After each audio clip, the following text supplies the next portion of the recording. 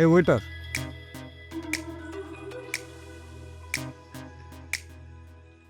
Hello everyone, আপনারা ইতিমধ্যে জেনে গেছেন আমি এখন আছি on fire restaurant. Burger order করেছি। তাদের বার্গারটা টেস্ট করে আপনাদের এখনই জানাচ্ছি। হুম, বার্গারটা খুবই ইয়ামি আর ওদের বিহেভিয়ার খুবই ভালো। আপনারা চাইলে এসে ট্রাই করতে পারেন। অন ফায়ার রেস্টুরেন্টে এসে ভিজিট করতে পারেন। Thank you. তুমি কিছু বলবা? ঠিক আছে, তোমার কিছু বলা লাগবে না। ও খুবই লাজুক। আপনারা সবাই ইতিমধ্যে জেনে গেছেন। সো আজকে এই অবধি শেষ। আপনারা সকলে ভালো থাকেন।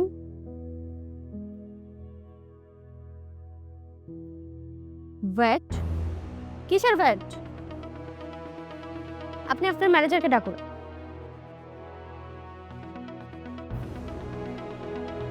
আমার কাছ থেকে ভ্যাট নিতে। Any problem ma'am? আমার হাজার হাজার মিলিয়ন মিলিয়ন ফলোয়ার্স। আমার ফলোয়ার্সরা আমার ভিডিও দেখে আপনার রেস্টুরেন্টে খেতে আসবে। আর আমাকেই ভ্যাট দিতে হবে? জি ম্যাম। কেন?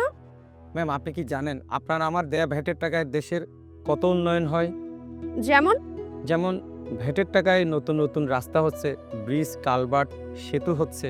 স্বাস্থ্য খাতের উন্নয়নে বাংলাদেশে ক্লিনিক, হাসপাতাল, মেডিকেল কলেজ হচ্ছে। সর্বোপরি এই ভ্যাটের টাকা আমাদের জাতীয় অর্থনীতিতে গুরুত্বপূর্ণ অবদান রাখছে। এখন বলেন ম্যাম, ভ্যাট দেয়া আপনার আমার দায়িত্ব নয় কি? তারপরও আমি একজন ফুড ব্লগার। আর আমি কি এই সুবিধাটা পেতে পারি না? অবশ্যই ম্যাম, আপনি চাইলে খাবারের বিল থেকে আমি আপনার জন্য একটা স্পেশাল ডিসকাউন্ট করে দিতে পারি, কিন্তু ভ্যাট আপনাকে দিতেই হবে ম্যাম। এই কি শুরু করলা? তোমার লাখ লাখ ফলোয়ার তোমার থেকে কি শেখ করে দিয়ে দাও ব্যাট। ম্যাডাম একটা কথা, আবার কি?